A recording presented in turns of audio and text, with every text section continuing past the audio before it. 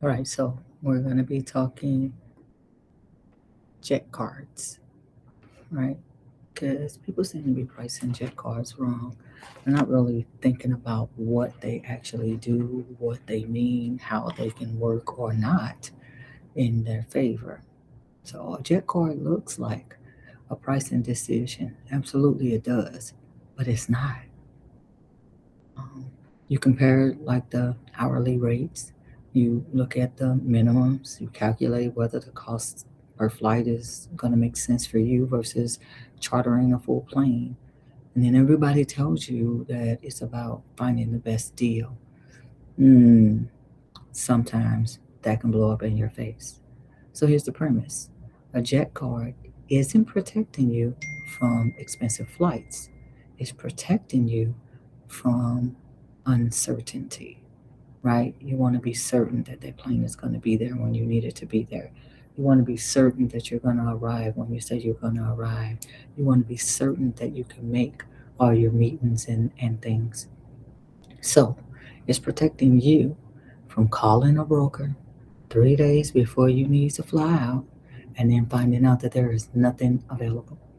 It's protecting you from watching your schedule um, get decided by commercial airlines, right? And their availability is saving you from waiting for availability even from a broker, because that can happen. Instead of making you a priority, it's protecting you from explaining to your family why the flight you need it doesn't exist when you need it to exist.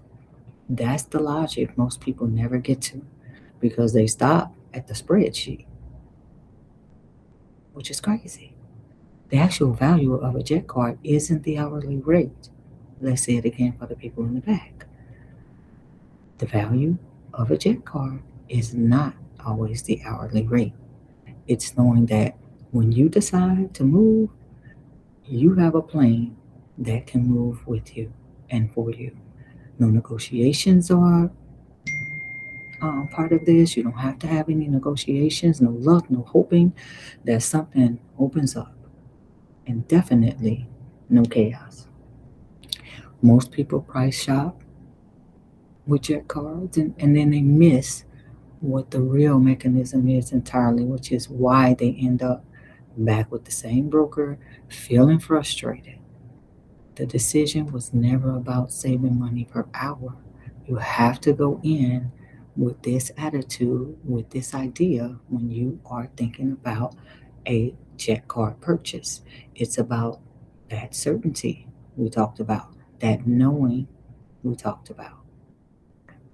So if you go to a broker and they just say, here's the application without giving you any explanations on what is included, what to look out for, if there's any extras, because there can be extras. Catering can cost, crew can cost, fuel mileage can cost, repositioning can cost. There are so many different things that can come into play with your uh, membership. So keep in mind that that's a possibility. So here's your challenge: spend this week tracking every time you've had to adjust your plans because something wasn't available when you needed it, right? Then look at a jet card and ask yourself what change or what that could have added to your experience. How could it have changed your experience? And would it have been worth having the card rather than having um, the chaos and the uncertainty? Most people find out what a jet card is um, for after the broker calls um, and after the broker maybe falls through or doesn't deliver even. So be sure to do your due diligence. Do your due diligence. Research. Ask the questions. Make sure that you have set yourself up for success when you are thinking of um, being a membership and owning a jet card. There are some responsibilities that you have to take control of. There are some responsibilities that you also need to be aware of when it comes to having a jet card. Thanks for joining me.